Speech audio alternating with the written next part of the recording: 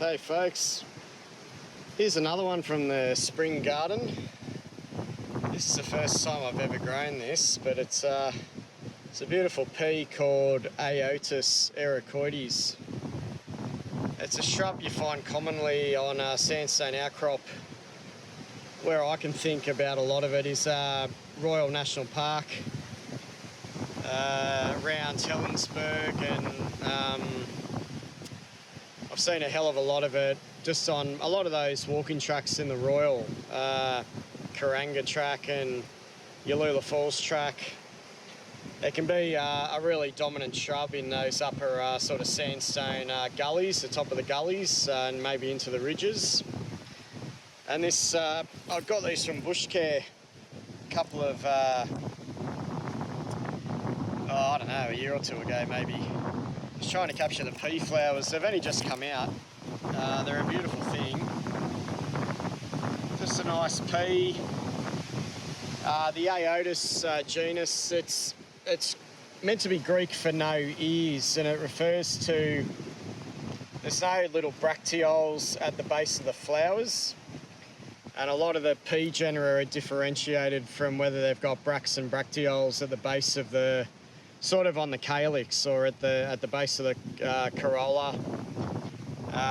Yeah, they're on the sepals on the calyx most of the time, but Aotus doesn't have any, and it's, whether it's a good name for the genus or not, I'm not totally sure, but it's a nice sandstone plant, and I'm really happy with these guys. They've really kicking on. I don't know how long they're going to survive, but they're doing a brilliant display at the moment. All these flowers sort of opened up in the last week or so.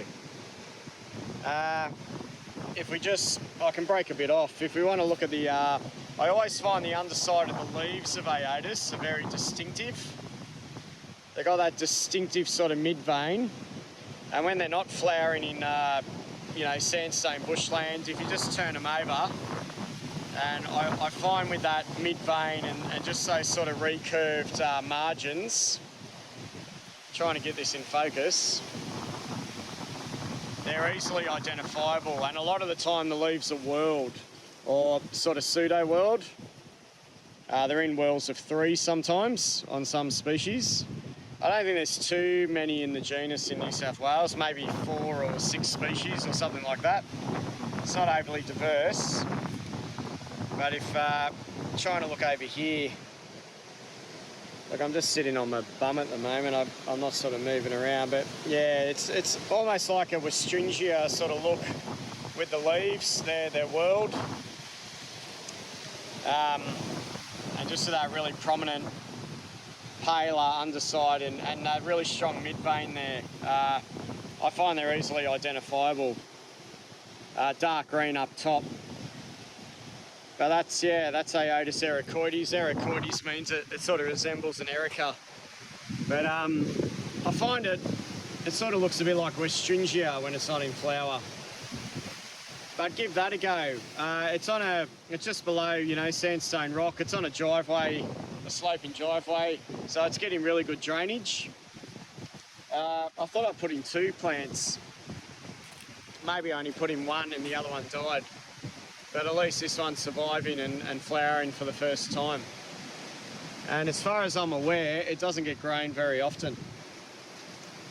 Or, you know, it's not very common in cultivation. Oh, there's the other one there. I put plants in my garden and I forget where they are. There's the other one coming on with a bit of Hardenbergia growing through it as well. So that's in a little bit more shade, I would imagine. So I'm really happy with these.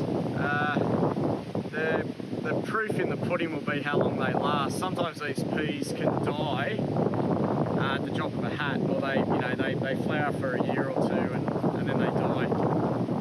So they can be a little bit, they're known for being a bit temperamental, and that's why they're not always so common in cultivation, but I'm hoping these guys hang around for a good while. Yeah, so Aotus ericoides, look for that in a nursery.